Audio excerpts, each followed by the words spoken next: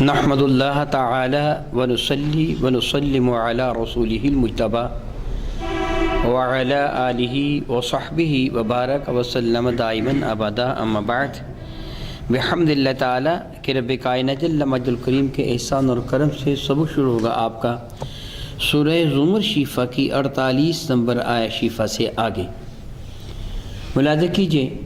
اعوذ باللہ من الشیطان الرجیم بسم اللہ الرحمن الرحیم فَإِذَا مَسَّ الْإِنسَانَ ضُرٌّ دَعَانَا ثُمَّ إِذَا خَوَّلْنَاهُ نِعْمَةً مِنَّا قَالَ إِنَّمَا أُوتِيتُهُ عَلَى عِلْمٍ بَلْ هِيَ فِتْنَةٌ وَلَكِنَّ أَكْثَرَهُمْ لَا يَعْلَمُونَ۔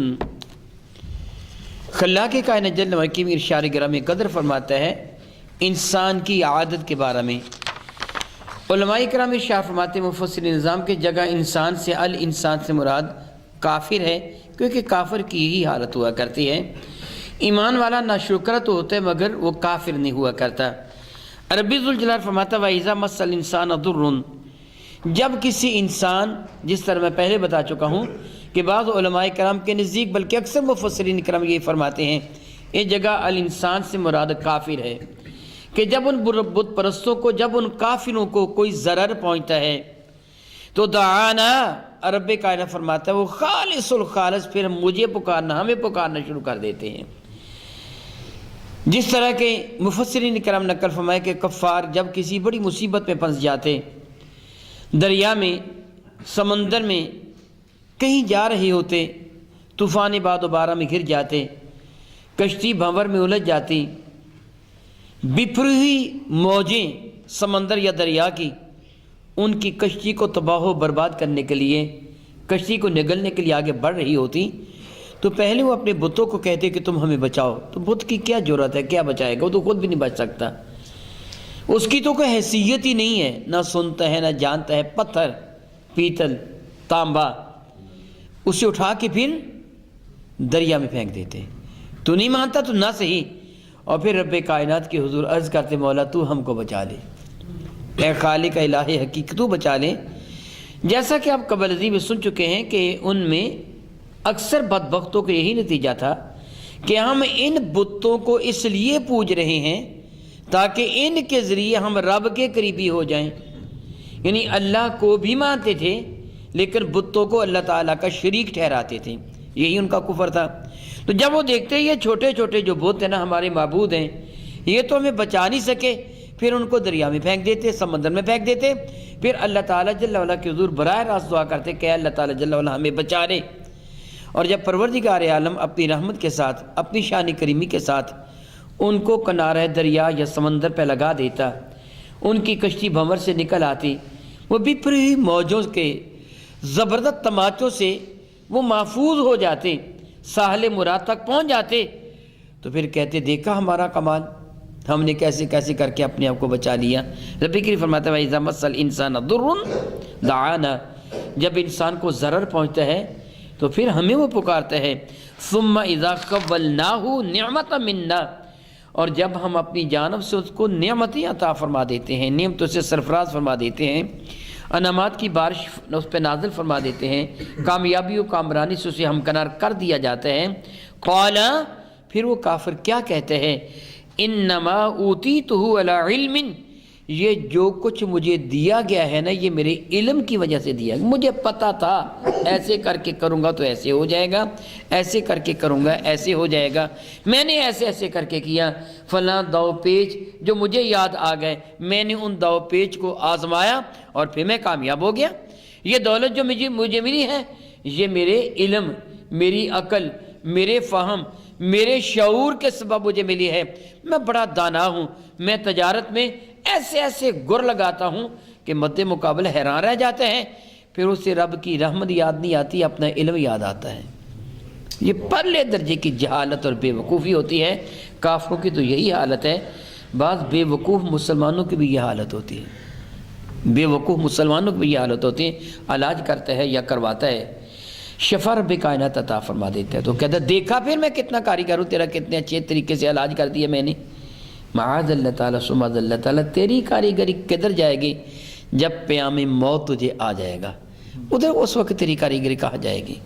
اور کئی جعلی پیر معاذ اللہ تعالیٰ کہ دیکھا میں نے تجھے بیٹا دیا اور تو نے مجھے کیا کیا؟ او اللہ کے بندے تو سبب بنا ہے، بیٹا رب کائنات ہی عطا فرمانے والا ہے، وہی سب کچھ عطا فرمانے والا ہے، تو دینے والا نہیں ہے، دینے والا میرا مولا ہے، الہی حقیقی ہے۔ یہ پرلے درجے کی جہالت ہوتی ہے کہ بندہ اپنے رب سے دعا مانگے اور جب رب کائنات اپنی رحمتوں کے صدقہ سے اسے بہت کچھ عطا فرما دے، اسے سمجھے یہ میری دانائی، میری عقل کی وجہ سے مجھے ملا ہے۔ رب ذوالجلال فرماتا ہے یہ ذہن میں رکھ لے، بل ہی فتنۃ، یہ ایک بہت بڑی آزمائش ہے۔ وہ رب دے کر تجھے آزمائش میں ڈال دیتا ہے۔ کون ہے جو میرا شکر ادا کرتا ہے اور کون ہے جو کفران نعمت کرتا ہے؟ کون ہے جو میرا شکر ادا کرتا ہے کہ اللہ تعالیٰ تیرا شکر ہے تو نے یہ نعمت مجھے عطا فرمائی ہے، اور کون ہے جو کفران نعمت کرتا ہے کہ یہ سب کچھ مجھے میری عقل کی وجہ سے ملا، میری دانائی کی وجہ سے ملا۔ رب ذوالجلال فرماتا ہے یہ بہت بڑی ایک بل ہی فتنۃ، یہ ایک آزمائش ہے، وَلَكِنَّ أَكْثَرَهُمْ لَا يَعْلَمُونَ، لیکن اکثر لوگ اس چیز کا علم نہیں رکھتے، وہ اس آزمائش پہ پورے نہیں اترتے، نتیجتاً اپنے آپ کو تباہ و برباد کر کے رکھ لیتے ہیں۔ اللہ تعالیٰ بڑا بے نیاز ہے، بہت بے نیاز ہے، بہت بے نیاز ہے۔ کبھی وہ دے کر آزماتا ہے اور کبھی واپس لے کر آزماتا ہے۔ کبھی مال و دولت کی انبار لگا دیتا ہے، پھر دیکھتا ہے کہ تو نے اس کا حق ادا کیا، اپنے رب کا شکر کیا، مال کا حق ادا کیا، غربا میں، یتیموں میں، مسکینوں میں، بیواؤں میں، محتاجوں میں، اپنے رشتہ داروں کو، اعزاء و اقرباء کو تو نے اس سے کچھ حصہ دیا، ان کے حقوق ادا کیے۔ کبھی دے کر آزماتا ہے اور کبھی واپس لے کے آزماتا ہے کہ میرا بندہ صبر کرتا ہے، میرا بندہ میری نافرمانی تو نہیں کرتا۔ کبھی انسان غریبی میں اور کبھی امیری میں اپنے رب کی نافرمانی کرتا ہے۔ اللہ تعالیٰ دونوں طریقوں سے ہی آزماتا ہے۔ ارشاد گرامی قدر فرماتے ہیں قد قالها الذين من قبلهم فما اغنى عنهم ما كانوا يكسبون، قد قالها، اسی طرح کہا تھا ان لوگوں نے بھی، الذين من قبلهم، جو ان سے پہلے تھے، وہ بھی یہی کچھ کہا کرتے تھے، یہی کہتے تھے یہ سب کچھ ہماری عقل کی بدولت ہے۔ قارون بن یہی کہا تھا کہ یہ جو کچھ مجھے ملا ہے، جتنے خزانے ملے ہیں، مجھے میری عقل کی وجہ سے ملی ہے۔ اگر محض عقل اور علم کی وجہ سے دولت ملتی تو جاہل بھوکے مر جاتے۔ بہت مرتبہ دیکھیں گے جو حلا کے پاس بعض وقت بڑی دولت ہوتی ہے اور صاحبان علم کوڑی کوڑی کے محتاج ہوتے ہیں۔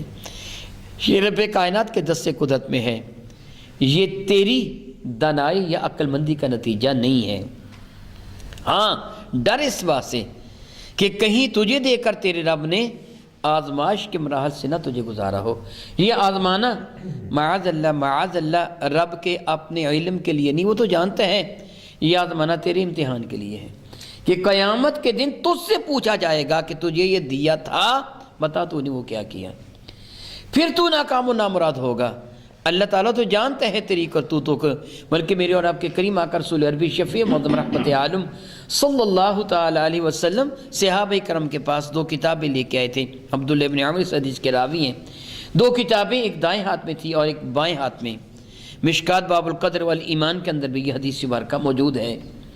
میرے اور آپ کے کریم آقا تاجدار اربوجم شفیع معظم رحمت عالم صلی اللہ علیہ وسلم نے صحابہ سے فرمایا تم جانتے ہو یہ کتابیں کیا ہیں؟ تو صحابہ کرم رضوان اللہ تعالیٰ علیہ مجمعین نے عرض کیا اللہ اور اس کا رسول جانتے ہیں، اللہ و رسولہ عالم۔ صحابہ عموماً یہ جملہ کہا کرتے تھے جس کے بارے میں نہ جانتے کہ اللہ اور اس کا رسول جانتا ہے، اللہ و رسولہ عالم۔ میرے اور آپ کے کریم آقا حضور نبی محتشم رحمت عالم صلی اللہ تعالیٰ علیہ وسلم نے دائیں ہاتھ والی کتاب کی جانب کے لیے ارشاد فرمایا یہ اللہ رب العزت جل وعلا کی جانب سے کتاب مجھے عطا کی گئی، اس میں سارے جنتیوں کے نام ہیں، ان کے باپوں کے نام ہیں، ان کے قبیلوں کے نام ہیں، آخر میں ٹوٹل کر دیا گیا ہے۔ اور بائیں ہاتھ والی کتاب کے لیے ارشاد میں اس میں سارے جہنمیوں کے نام ہیں، ان کے باپوں کے نام ہیں، ان کے قبیلوں کے نام ہیں، آخر میں ٹوٹل کر دیا گیا ہے۔ نہ ادھر سے نکل کر کوئی ادھر آئے گا، نہ ادھر سے نکل کر کوئی ادھر آئے گا، قلم خشک ہو چکا ہے، فیصلے ہو چکے ہیں۔ اللہ جانتا ہے کس سے کہاں جانا ہے، اس کے مطابق فیصلے ہو چکے ہیں۔ اللہ تو اللہ، میں ابھی بتا چکا ہوں کہ میرے نبی کو بھی اللہ نے یہ علم عطا فرما دیا، وہ کتابیں عطا فرما دی۔ اس لیے یہ آزمانا اللہ کے علم کے لیے نہیں ہے، بلکہ قیامت کے دن تیرے حساب کے لیے ہے کہ تجھ سے پوچھا جائے گا تجھے دولت ملی تھی، بتا اس کو کس انداز سے خرچ کیا، کہاں کہاں خرچ کیا۔ ارشاد فرماتے ہیں قد قالها الذین من قبلہم، تو اسی طرح کے جملے ان لوگوں نے کہے تھے کہ جو ان سے پہلے ہو چکے تھے، تو فما اغنى عنہم ما كانوا یکسبون، تو جو ان کے کسب تھے، جو ان کے کرتوت تھے، جو ان کے افعال تھے، جو ان کے کمالات تھے، وہ ان کو بچا نہیں سکے، نہیں ہو سکا کہ پھر وہ اپنے علم کے بل بوتے پر بچ گئے ہوں اور ان کو سزا نہ ملی ہو، غیر ممکن ہے۔ فرماتے ہیں فَأَصَابَهُمْ سَيِّئَاتُ مَا كَسَبُوا، فَأَصَابَهُمْ ان کو پہنچی، اصاب و یصیبو کسی کو پہنچنے سے مصیبہ، کسی کو کوئی بھی شے پہنچا، فَأَصَابَهُمْ سَيِّئَاتُ مَا كَسِبُوا ان کی کرتوتوں کی وجہ سے ان پر سختیاں پہنچ گئیں، آ گئیں سختیاں ان پہ۔ دنیاوی اعتبار سے کوئی ضروری نہیں کہ ایک آدمی کو دنیا میں اللہ کی نافرمانی کی سزا فوراً مل جائے، نہیں، اللہ تعالیٰ بے نیاز ہے۔ ویسے بھی اگر ایسے ہوتا کہ اللہ کے نافرمان کو دنیا میں سزا ملتی، اللہ رب العزت جل وعلا اور اس کے رسولوں پر ایمان لانے والے نیکوکاروں کو اللہ تعالیٰ دنیا کی دولت کی فراوانی عطا فرما دیتا، پھر دنیا والے دولت کے لیے ایمان لاتے، اللہ کی رضا کی خاطر نہ لاتے۔ اللہ تعالیٰ نے اس معاملے کو قیامت کے لیے رکھا ہے، جزا و سزا قیامت کو ملے گی۔ کبھی دنیا میں اللہ تعالیٰ اپنی قدرت کا نظارہ کبھی کبھی دکھا دیتے ہوئے کوئی جدا بات ہے، لیکن اللہ رب العزت جل وعلا نے یہ جو جزا و سزا کا سلسلہ قیامت کے لیے، اس لیے قرآن کریم کے بالکل ابتدا میں فرمایا کہ یہ کتاب ذالک الکتاب لا ریب فیہ ھدی للمتقین، یہ وہ کتاب ہے کہ جو شک و شبہ سے بالا تر ہے، یہ متقی لوگوں کو ہدایت دیتی ہے، ان کے لیے باعث ہدایت ہے۔ وہ کون ہیں؟ الذین یؤمنون بالغیب، وہ لوگ ہیں جو بن دیکھے زبان مصطفیٰ پر ایمان لا رہے ہیں کہ یہ چیز ہوگی، یہ چیز ہوگی، یہ چیز ہوگی، سامنے کچھ بھی نظر نہیں آ رہا، نہ جنت کی نعمتیں نہ جہنم کی آگ نظر نہیں ان کو آ رہا، مصطفیٰ کریم نے بتا دیا، انہوں نے سر تسلیم خم کر دیا کہ آقا ہم مانتے ہیں ایسے ہی ہے، ثواب اسی چیز کا ملتا ہے۔ یعنی کہ دنیا میں جو آدمی نیکی کرتا ہے اس کے ہاں فراوانی ہو جاتی ہے، جو گناہ کرتا ہے تو وہ اجڑ جاتا ہے۔ رب کائنات بڑا بے نیاز ہے، اصل سزا قیامت ہی کو ملے گی۔ ارشاد گرامی قدر فرماتے ہیں فَأَصَابَهُمْ سَيِّئَاتُ مَا كَسَبُوا، تو انہوں نے جو فعل کیے تھے ان کو ان کی سزا ملی، یعنی آنکھیں بند ہوتے ہی۔ اب ان کی قبر کو جس طرح میرے کریم آقا علیہ السلام کے ارشاد گرامی قدر کا مفہوم ہے کہ ہر قبر یا روضہ من ریاض الجنہ، جنت کے باغوں میں سے ایک باغ ہے، یا پھر جہنم کے گڑھوں میں سے ایک گڑھا ہے۔ ہر قبر، ایمان والے کی قبر جنت کے باغوں میں سے ایک باغ ہے، بے ایمان کافر کی قبر جہنم کے گڑھوں میں سے ایک گڑھا۔ اللہ یعوذ باللہ تعالی ثم اللہ یعوذ باللہ تعالی، ان کو ان کی کرتوتوں کا صلہ اسی وقت مل جاتا ہے جو ہی آنکھیں بند ہوتی ہیں۔ تو رب کائنات فرماتے ہیں والذین ظلموا من ہؤلاء سیصیبہم سیئات ما کسبوا، وہ لوگ جنہوں نے ظلم کیا، اور یہی وہ لوگ ہیں کہ ان قریب ان کی کرتوتوں کی ان کو سزا دی جائے گی۔ جو بات میں پہلے عرض کر چکا ہوں، آج اگر نہیں بھی مل رہی، آج ظالم، آج کافر دندناتے پھرتے ہیں، مشرکین کے ہاں روپے پیسے کی، دنیاوی دولت کی، دنیاوی آرام و آسائش کی چہل پہل ہے، عیش کر رہے ہیں، عیاشیاں کر رہے ہیں، ان قریب رب کائنات جل وعلا ان کو سزا دے گا، اور پھر وہ سزا جو عیش کے بعد ملے نا وہ زیادہ شدید محسوس ہوتی ہے۔ آپ اچانک بتی بند کریں نا، اندھیرا زیادہ محسوس ہوتا ہے، اور ٹھہر کر پھر آنکھیں کچھ مانوس ہو جاتی ہیں، کچھ نہ کچھ سجائی دینا شروع کر دیتے ہیں۔ دنیا میں بہت عیش کر کے جب یک لخت ان کو جہنم کے حوالے کیا جائے گا، درد زیادہ ہوگا، دکھ زیادہ ہوگا۔ یہ بھی رب کائنات کے حضور ایک طریقہ کار ہے کہ دنیا میں ان کو بہت زیادہ آسانی دے دی اور قیامت کو بہت زیادہ سختی۔ ارشاد فرماتے ہیں سیصیبہم سیئات ما کسبوا، ان کو پہنچے گا ان قریب ان کی کرتوتوں کا صلہ، سزا۔ فرماتے ہیں وما ہم بمعجزین، اور وہ عاجز نہیں کر سکیں گے، کوئی بھاگ نہیں سکے گا۔ دنیا میں کوئی آدمی کسی چیز کا عادی ہو جاتا ہے، دھوپ میں کھڑا ہونے والا، مسلسل دھوپ میں کام کرنے والا دھوپ کا عادی ہو جاتا ہے۔ اگر اے سی میں بیٹھنے والا تھوڑی دیر کے لیے دھوپ میں کھڑا ہو جائے، اسے بہت شدت کے ساتھ دھوپ ستاتی ہے، پریشان کرتی ہے، لیکن جو رہتا ہی دھوپ میں ہو، جو کام کاج کو دھوپ میں کرتا ہو، وہ عادی ہو جاتا ہے۔ اسی طرح سردی کے رہنے والے علاقوں میں رہنے والے سردی کے عادی ہو جاتے ہیں۔ انسان بعض اوقات کسی تکلیف کا عادی ہو جاتا ہے، جہنم میں عادی نہیں ہو سکے گا۔ یہ نہیں ہوگا کہ اب اس کی عادت بن گئی ہے، اب وہ برداشت کر رہا ہے، نہیں، رب کائنات نئی جلد لاتا چلا جائے گا، پہلی جلتی چلی جائے گا۔ ثم بدلناہم جلودہم، ہم ان کی جلدیں بدلتے جائیں گے، پہلی جلتی جائے گی، نئی آتی جائے گی، اور پہلے سے زیادہ شدید تکلیف ہوگی۔ وہ اللہ کو عاجز نہیں کر سکیں گے۔ یہ نہیں ممکن ہوگا کہ وہ عذاب سے دائیں بائیں ہو جائیں، بھاگ جائیں یا عادی ہو جائیں، نہیں، یہ نہیں ہوگا۔ فرماتا وما ہم بمعجزین، اور وہ عاجز نہیں کر سکیں گے۔ اولم یعلموا ان اللہ یبسط الرزق لمن یشاء ویقدر، اولم یعلموا، کیا انہوں نے اس بات کو نہیں دیکھا، وہ جانتے نہیں ہیں کہ ان اللہ یبسط الرزق لمن یشاء، وسیع فرماتے، بسیط، وسیع فرما دیتا ہے رزق رب کائنات جل وعلا جس کے لیے چاہتا ہے، رزق کے دروازے کھول دیتا ہے، کبھی اعلیٰ کے لیے، کبھی ادنا کے لیے۔ یہاں ایک بات میں ضرور کہوں گا جو ارشاد فرماتے ہیں کہ جس کے لیے چاہتا ہے رزق وسیع فرما دیتا ہے، وَيَقْدِرْ، جس کے لیے چاہتا ہے رزق کو تنگ فرما دیتا ہے، مالک ہے نا۔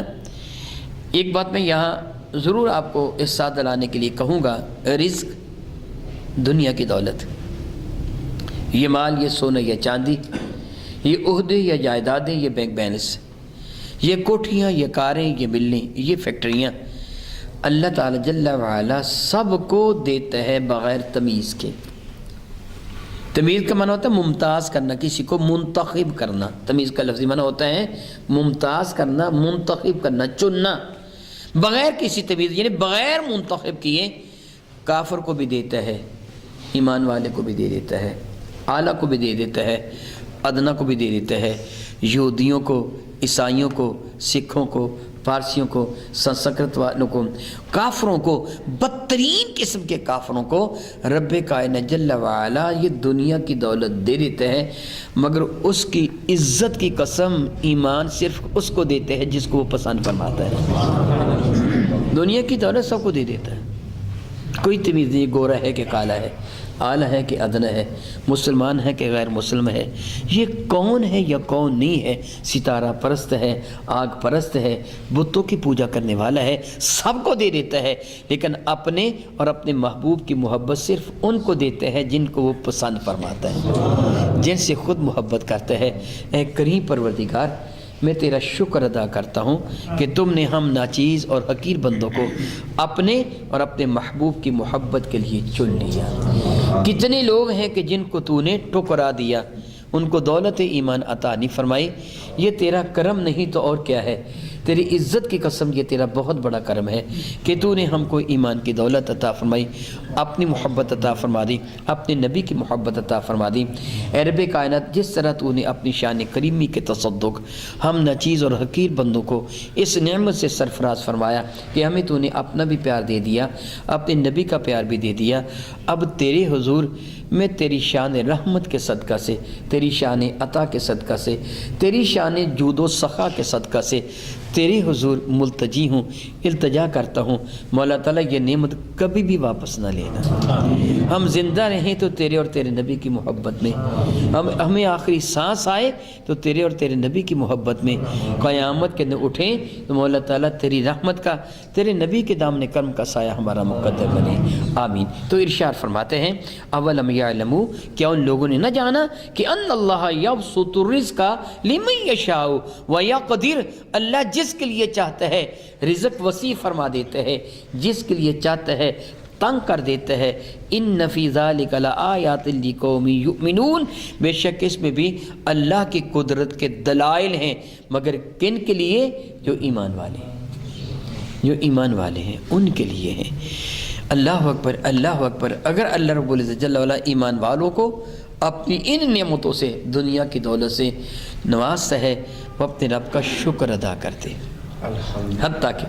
حتیٰ کہ کھانا کھا کر بھی، پانی پی کر بھی، شیخ سعدی رحمۃ اللہ تعالیٰ نے ایک بڑا ہی پیارا جملہ ارشاد فرماتے ہو بندہ ناچیز، او بندے تو نے کبھی نہیں دیکھا مرغی کو پانی کا گھونٹ بھرتی ہے نا تو اپنا چہرہ اوپر اٹھا کر اپنے رب کا شکر ادا کرتے ہیں، مولا تیرا شکر ہے تو نے مجھے پانی کا ایک گھونٹ عطا فرما دیا، میں تو بھی اپنے رب کا شکر ادا کیا، ہر لقمے پر اپنے رب کا شکر ادا کیا کر۔ کچھ عرصہ قبل میں نے اخبار میں خبر پڑھی تھی کہ کوئی دوست بیٹھے کھانا کھا رہے تھے، ایک آدمی نے لقمہ نگلا، ہمارے حلق کے قریب 2 پائپ ہیں، مری کی نالی ہے اور ایک حنجرہ، یہ سانس کی نالی، 2 پائپ ہیں۔ یہ سانس والا پائپ ہر وقت کھلا رہتا ہے، ہم آسانی کے ساتھ سانس لیتے ہیں۔ اس کے پیچھے میدے والی نالی ہے، وہ مری کی نالی ہے، اور جب ہم کچھ چیز نگلنا چاہتے ہیں تو آپ یہ دیکھتے ہیں یہ گنڈی جس کو ہم اردو میں کہتے ہیں، حنجری کا یہ حصہ یہ اوپر کو اٹھتا ہے، یہ اوپر اٹھتا ہے، اوپر ایک ہڈی غضروف مقبی ہوتی ہے، اس کے اوپر آ جاتی ہے، گویا اس کا منہ بند ہو جاتا ہے۔ ہم جو لقمہ نگلتے ہیں اس کے اوپر سے پھسل کر وہ مری کی نالی میں چلا جاتا ہے، اور جب وہ ادھر چلا جاتا ہے ڈھکنا پھر کھل جاتا ہے، وہ کھانا معدے کے اندر چلا جاتا ہے، ہمارا سانس پھر سے بحال ہو جاتا ہے۔ یہ میرے اللہ کی قدرت کی ایک دلیل ہے۔ اگر ہمہ وقت وہ معدے والی نالی کھلی رہے تو ہمارے پاس بیٹھنا ممکن نہ ہو، جس طرح وہ بدبو ہمارے جسم سے خارج ہوتی ہے، گندی ہوا جس سے وضو ٹوٹ جاتا ہے، ہمارے منہ سے وہ ہوا آئے، لیکن اللہ تعالیٰ اس راہ کو بند رکھتا ہے کہ تیرا دوستوں کے پاس بیٹھنا محال نہ ہو جائے۔ سانس کی نالی چلتی رہتی ہے، اور اگر خدا نخواستہ کبھی کچھ ایسا ہو جائے، سانس کی نالی میں پانی کا کوئی قطرہ، سالن کا کوئی ذرہ، روٹی کا، چاول کا کوئی دانہ اندر چلا جائے تو وہ غضروف مقبی پھپھرے کا وہ پائپ اس کو پکڑ لیتا ہے، وہی پکڑ لیتا ہے، آگے نہیں جانے دیتا، اور پھر اللہ کے حکم سے ہمارا دماغ ہمارے پھپھرے کو حکم دیتے ہیں، جو اس کے اندر جمع شدہ ہوا ہوتی ہے وہ پوری قوت کے ساتھ اس کو دھکیلتا ہے باہر کو۔ بالکل اسی طرح سمجھیں جس طرح پلاسٹک کے پائپ کو اندر جس کے پھپھوندی، جس کو ہم پنجابی میں الی کہتے ہیں، پھپھوندی لگی ہو، پانی جا رہا ہو تو ہم اس کو پھپھوندی والی جگہ سے تھوڑا سا دبا دیں، پریشر بڑھ جاتا ہے، پھپھوندی نکل جاتی ہے۔ یہی عمل ہوتا ہے کہ وہ حنجرے کی نالی اس دانے کو پکڑ لیتی ہے، اس شے کو پکڑ لیتی ہے، پھپھرا جب ہوا باہر دھکیلتا ہے وہ چیز اچھل کر باہر آ جاتی ہے۔ اللہ تعالیٰ جل وعلا ہمیں صحت عطا فرما دیتے ہیں، اللہ کی قدرت ہے۔ بس وہ یوں سمجھیے، جو میں نے بات شروع کی تھی کہ میں نے اخبار میں پڑھا کہ دوست بیٹھے کھانا کھا رہے تھے، لقمہ دوسری طرف چلا گیا، جس طرح بعض اوقات ایسے ہو جاتا ہے، اور اس آدمی کا سانس رک گیا۔ دراصل وہ جو پروگرام ہے نا، وہ جو پروسیس ہے نا، اس میں نقص آ گیا تھا، جو حنجرے کے اوپر غضروف مقبی والا وہ پروسیس ہے نا، حنجرہ جا کے جس سے جا کے لگتا ہے اور وہ بند ہوتا ہے، اس میں نقص آ گیا تھا۔ آپ پکڑ کے دیکھیں، گھنٹی کو پکڑ کر آپ چیز نگل نہیں سکتے، یہ اوپر جائے گی ضرور، تب ہی چیز نکلی جائے گی، یہ اللہ تعالیٰ کی قدرت کاملہ ہے۔ خیر، 2 صحابہ بیٹھے تھے، اس کی حالت غیر ہو گئی، کوشش کی، گردن پہ ایسے ایسے کر کے مارا ہوگا، جو کچھ بھی، وہ روٹی کو لقمہ نکل گیا۔ اب دوست اس کو مذاق کرنے لگے، آنکھوں میں بیچارے کے پانی آ گیا، حالت غیر ہو گئی، اور یار آہستہ کھا وغیرہ وغیرہ، وہ بھی ہنسنے لگا، دوست پھر مذاق کرنے لگے، مگر وہ جانتا نہیں تھا کہ یہ سسٹم خراب ہو چکا ہے۔ اس نے دوبارہ روٹی کو لقمہ ڈالا، اب وہ نکلا نہیں، دوستوں کے ہاتھوں میں تڑپ تڑپ کے وہ بندہ مر گیا۔